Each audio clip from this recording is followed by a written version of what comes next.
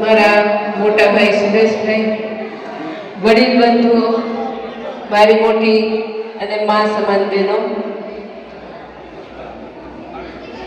Senior citizen શબ્દ જ્યારે મેં પહેલી વાર સાંભળ્યો ને એટલે મને મનમાં એમ હતું કે એ તો ગઈઢા જ જાય, પણ મને હું નાની હોવા છતાં આમાં જ્યારે સામેલ કરી ત્યારે મને એમ થયું કે આપણે મોટા થઈ જવું જોઈએ જલ્દી. એટલો બધો આનંદ, લાગણી, ભૂખ, પ્રેમ, આ તમામ વસ્તુનું મિલન એટલે સિનિયર સિટીઝન. અને હું અહીંયા બેઠા બેઠા મને 4-5 પંક્તિ લખવાનું મન થઈ ગયું એટલે અહીંયા બેઠા બેઠા જ લખી. મારી સમજ એટલી બધી નથી પણ મારી બુદ્ધિ પ્રમાણે લખ્યું એટલે હું આપની પાસે રજૂ કરવા રજા લઈશ.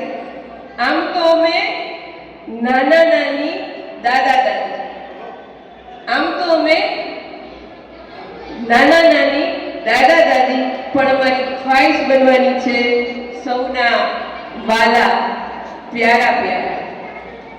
જિંદગીની શરૂઆતથી જતા અંતના આર, પણ લગન અમારી ઉડાન ભણી છે ભારે ભારે. ખાધી ઘણી ઠોકર, ખાધી ઘણી ઠોકર, થયા અપમાનિત ઘણી જગ્યાએ, પરંતુ બધું ગળી જાય થયા સિનિયર સિટીઝન પ્યારા. ઝંડો અમારો ઉંમરનો ઊંચેરો અને મોટેરો, ઝંડો અમારો ઉંમરનો ઊંચેરો ને મોટેરો, પણ ક્યાંક હૃદયના ખૂણે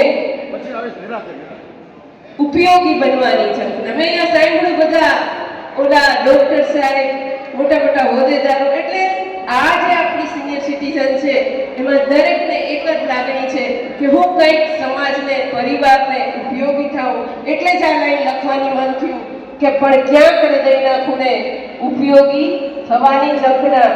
નથી કેવળ અમે સિનિયર સિટીઝન થઈને મોટા, નથી અમે કેવળ સિનિયર સિટીઝન થઈને મોટા, પરંતુ ગર્વથી કહીએ we are the Indian citizen.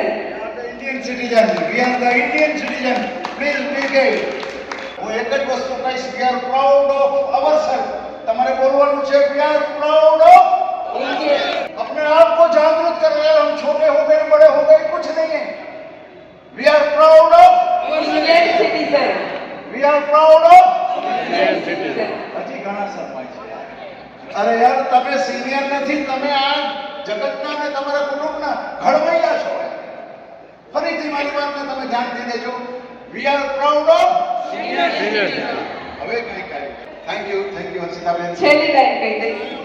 જો દેશે નસીબ સાથ તો રહીશું સંગાત, બાકી તો બધી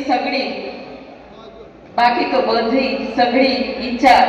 પ્રભુ તારી છેલ્લી ખ્વાહિશ જિંદગીના હરદમ તક સિનિયર સિટીઝન રહે અમર, સિનિયર સિટીઝન રહે અમર.